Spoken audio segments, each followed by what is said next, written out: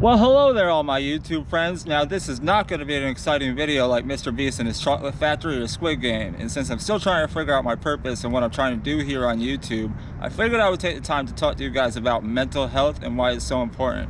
Specifically, men's mental health. So I'm not sure how many people are aware, but June is National Men's Health Awareness Month. And with a lot of that going on lately from Johnny Depp and Will Smith, I figured I would take the time to talk about it. So mental health is a topic that I don't bring up too much because personally I feel people don't care about men's mental health. There's a lot of people who will tell me that they're there for me, that if I need them to give them a call or a text, but most of the time I just don't feel like that person would really listen or understand what I'm going through. So one of the main issues I face daily is not knowing how to talk or really hold down conversation. It's like I have all these racing thoughts in my head, but they come out like blah blah blah blah blah blah. It's crazy. I could have rational thoughts inside of my head and try to put them together, but in the end it just doesn't work, which is why YouTube has worked as such a good platform for me, because I've gotten used to talking to the camera and talking to you guys through the camera. There's no way to really embarrass myself. I can edit the videos, I can redo clips and stuff, but it can be really detrimental to me to just focus on filming YouTube videos through a camera. So I try to get out as much as possible to meet new people and make new friends. So I've dealt with mental health issues since I was young, but just know that it's a serious topic to me. I even went to a special school when I was younger for mental health issues, and that's something that I'll have to post another video on later on. It's a whole story in itself.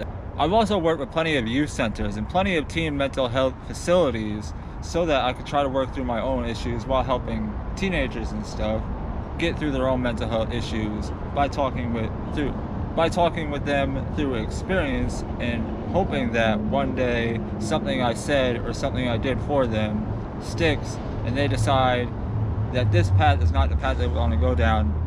They'd rather be a successful person. I was gonna go downtown and join them for the Wednesday ride, but it's been kind of gloomy all day and it got really windy. I'm not even sure if you can hear me. It is pretty windy right now. Look how crazy it looks up in the sky right now. And it was even darker about 20 minutes ago when I was about to leave for the bus.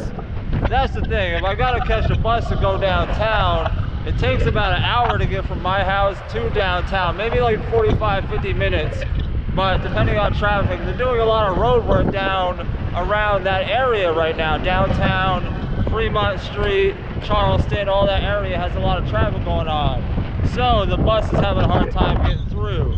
My point is that it takes me about an hour to get from my house to downtown to join those rides. And I love going on those rides, but I just didn't see it in the cards right now, especially 20 minutes ago when it looked like it was way darker and looked like it was actually gonna rain. So yeah, it is because of that I didn't go downtown for the bike ride tonight, but I decided I would still come out and do a little bit of a ride tonight and talk to you guys a bit more about mental health and why it's so important to me.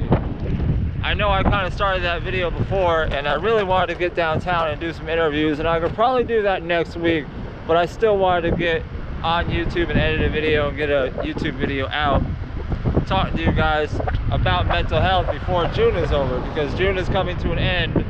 So let's talk a bit about men's mental health and why it affects me and why it's an important part of my life.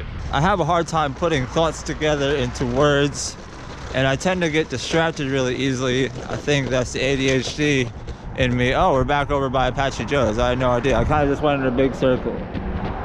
Let's turn around and go back towards the wetlands. Okay, so I'm not going to try to give you guys some statistics about how many people are affected by mental illnesses each year, because I don't know the numbers. I'm just going to talk to you from my heart, unscripted, from what I've experienced in my own life and how difficult it's been for me to even try to make new friends and meet new people. Ever since a young age, I've always felt like I wasn't good enough, and I'm not saying I had a really good childhood. I had two great parents, I had grandparents, I had brothers who supported me. Everything was good. There was nothing bad about the way I was raised and who was around. But I still just felt always like I wasn't good enough, and that there was always a part of me missing, that I was always searching for something to make myself feel better. But I could never really communicate that to people in words. It was hard to it was just hard to communicate. It was hard to speak, and it still is really hard to talk and try to figure out what to say, because I know what I want to talk about. Even now, you guys can see I'm trying to figure it out in my own mind, how to say what I want to say, because this is important to me, and I think about it a lot. I dwell on mental health a lot and what people go through on a daily basis, especially this year, especially over the past couple of years when we've been locked down and there's been some crazy stuff happening. My problems just never seemed like that big of problems compared to so many other people's problems. Like there are so many people out in the world who suffer through so much greater stuff than I do, and I think that's my issue, is knowing that I can't do much to help these people that I really want to help. Like, I watch so many documentaries about how bad it is over in different cultures with not being able to get access to water or energy or anything like that. So I'm sure we all feel like we're all just a bit different than each other, and we all just try to connect through different ways, whatever ways that we can.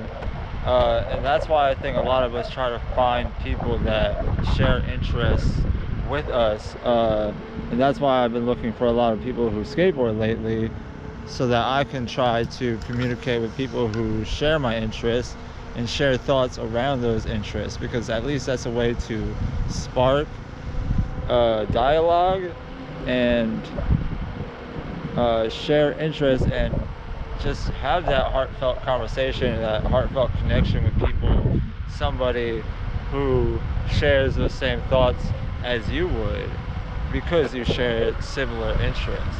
And that's why I think YouTube is cool, because there's a lot of people who do YouTube nowadays, and that's what I think is most beautiful about this world, is that two people can come together, share similar interests, and help each other rise to reach their dreams, achieve their accomplishments, all that cool stuff. Especially if you seek greatness, which all of us kind of do. Okay, so I was riding on this path, and I see a freaking coyote up there right on the path. So I'm just backing up. You guys probably can't see him,